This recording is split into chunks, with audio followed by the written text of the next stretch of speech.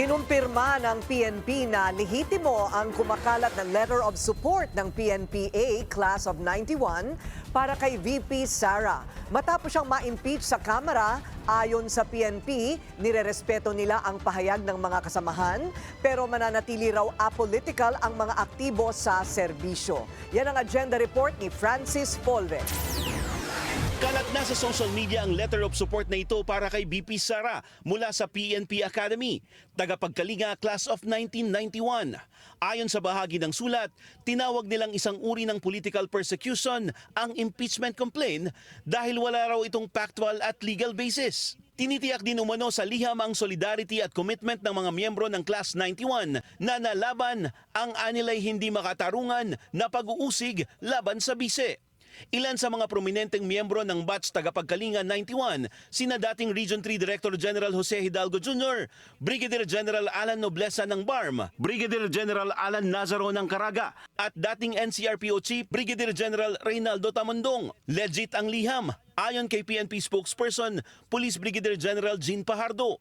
Yes ma'am, kinonfirm ko po yan doon sa mga miyembro po ng PNPA Class 91 at majority of them except for 3 active PNP personnel ay naglabas daw po sila. It was just a draft letter of support doon sa mga miyembro po ng grupo po na ito na naglabas po ng support sa ating Vice President Sara Duterte. Karapatan po nila yan, katulad po ng ibang mga individual at grupo na magpahayag po ng kanila pong suporta at hindi po natin saklaw po ano po yung mga nilalaman ng kanilang isip. But with respect ma'am doon sa tatlong natitira po na kanilang mga miyembro, nakausap ko po yung isa sa kanila earlier and according to him ay wala naman po silang pinirmahan yan. It was the stand of their class at grupo but yung tatlong active po, they will remain apolitical and non-partisan at hindi po nila saklaw yung kaisipan ng ibang miyembro po ng klase po nila. Dagdag ni Pajardo, aktibo pa sa serbisyo mula sa PNPA Class 91, sina General Tamondong, ang deputy ng NCRPO, General Archibald Macala ng Region 6, at si Colonel Ramil Labastida ng HPG. Sa kabila nito, ayon kay Pajardo, nananatiling tapat sa tungkulin at administrasyon ang hanay ng pulisya.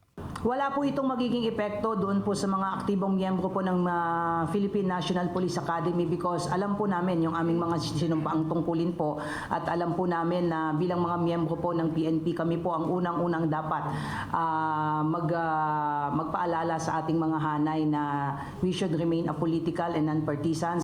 Kasabay sa paglutang ng isang sulat mula sa PNPA Class 91 para kay VP Sara, kumalat din sa social media ang isang sulat naman mula sa PNP para kay PBBM na nagpapakita ng suporta mula sa hanay nila.